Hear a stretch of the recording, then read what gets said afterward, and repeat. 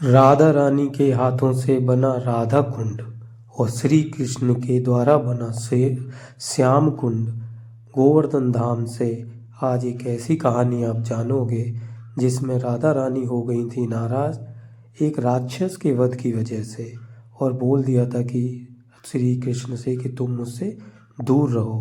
गोवर्धन धाम जहाँ पर ये देखोगे आप कि राधा कुंड और श्याम कुंड का जो संगम है वो एक ही जगह पर है और उसका जो महत्व है हमारी हिंदू मान्यताओं के अनुसार क्या महत्व है और उस राक्षस की वध स्थली श्याम कुंड और राधा कुंड से ये पूरी कथा जानते हैं। तो बोलिए बांके बिहारी लाल की जय। और चलिए शुरू करते हैं आज हम अपनी कथा।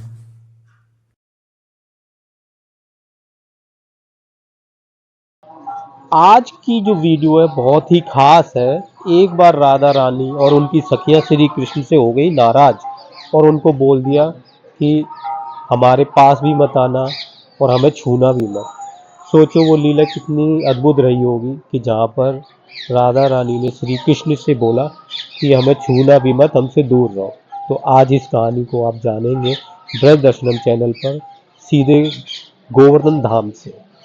तो एक बार श्री कृष्ण की लीलाओं में क्या हुआ था कि एक अरिष्टासुर नाम का राक्षस जो है बैल का वेश बनाकर गाय के झुंड में चला गया और गाय वगैरह को मारने लगा। तो श्री कृष्ण ने उसका वध कर दिया। तो जब ये बात राधा रानी और उनकी सखियों को पता चली तो वो बहुत नाराज हुई और बोलने लगी कि जिन गायों की हम सेवा करते हैं, पूजा करते हैं, श्री कृष्ण ने उनका वध कर दिया है, तो इनको तो पाप लगा है। श्री कृष्ण ने राधा रानी को बोला कि वो तो राक्षस था, वो राक्षस था और उस राक्षस को मारने से क्या मेरे को वो लगेगा। पर नहीं, राधा रानी ने उनको साफ मना कर दिया, मुझसे दूर रहो, बात मत करो, छुओ भी मत मुझको। तब राधा रानी ने बोला कि तुम्हें तीर्थ स्नान करने पड़ेंगे, तब जाके ये पाप दूर होगा। तब श्री कृष्ण ने क्या किया कि उन्होंने बोला कि भाई मुझे कहीं और दूर जाने की ज़रूरत नहीं है, मैं यहीं पर सारे तीर्थ ले आता हूँ। और उन्होंने पैर मारा और ये जो आप देख रहे हो श्री कृष्ण ने जो है ये श्याम कुंड कृष्ण कुंड का निर्माण किया। ये कृष्ण कुंड अवतरित हुआ यहाँ पर सारे तीर्थों के जलों का स्नान करके फिर उस पाप से मुक्ति हुई और ये कृष्ण कुंड, ठीक है। फिर क्या होता है, फिर श्री कृष्ण ने राधा रानी से बोला कि तुमने जो है राक्षस का साथ दिया तो तुम भी पाप में भागी हुए। अब तुम कहाँ पे तीर्थ में किस में स्नान करोगे, ये वाला तो तीर्थ, ये वाला जो श्याम कुंड है ये तो मेरे उससे जो है पवित्र हो गया।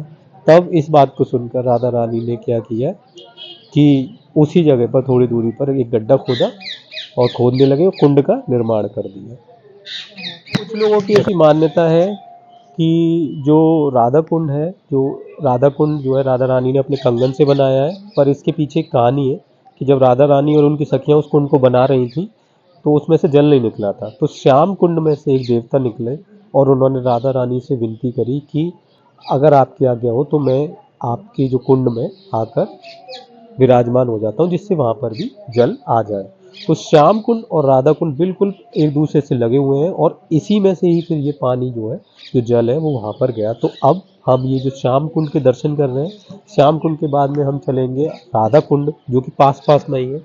और यहाँ पर मैं आचमन कर लेता हूँ हो, और फिर राधा कुंड की मान्यता को भी जानेंगे और राधा कुंड की कहानी और अरिष्टासुर जो राक्षस का जो वध किया था उसका वध स्थल भी मैं आपको इस वीडियो में दिखाऊंगा।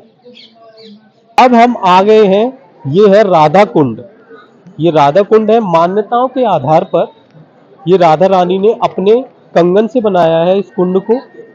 जैसे कि मैं अभी आपको बता रहा था कि जब श्री कृष्ण ने राधा रानी से बोला कि आपने एक राक्षस का साथ दिया है, अरिष्टासुर का, तो फिर इस कुंड को राधा रानी ने अपने कंगन से प्रकट किया और फिर उसमें स्नान किया।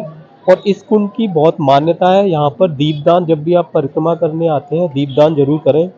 और अहोई अष्टमी पर यहाँ पर जो है स्नान करने से और स्नान का दान करने से संतान की प्राप्ति होती है।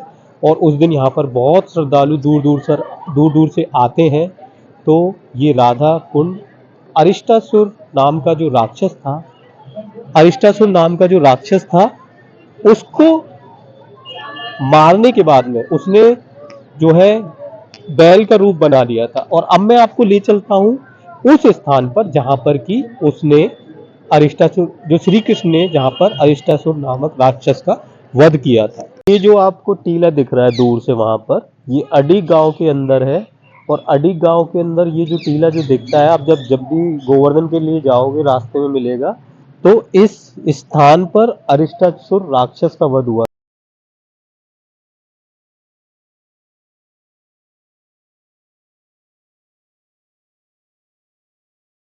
आरती शुरू हो गई है और हो सकता है आपको आरती की आवाज जो ध्वनि है वो भी सुनाई दे रही होगी।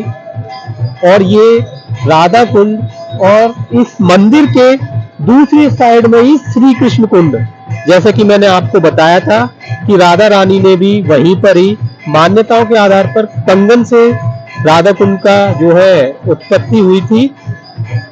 दोनों पास पास में ही है। तो ये एक अद्भुत लीला आपने जानी है ब्रज दर्शनम चैनल पर। ब्रज दर्शनम ब्रज का चैनल है।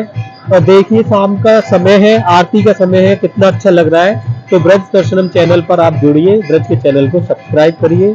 मिलता हूँ आपसे किसी और वीडियो में, तब तक सभी भक्तों को मेरा राधे राधे।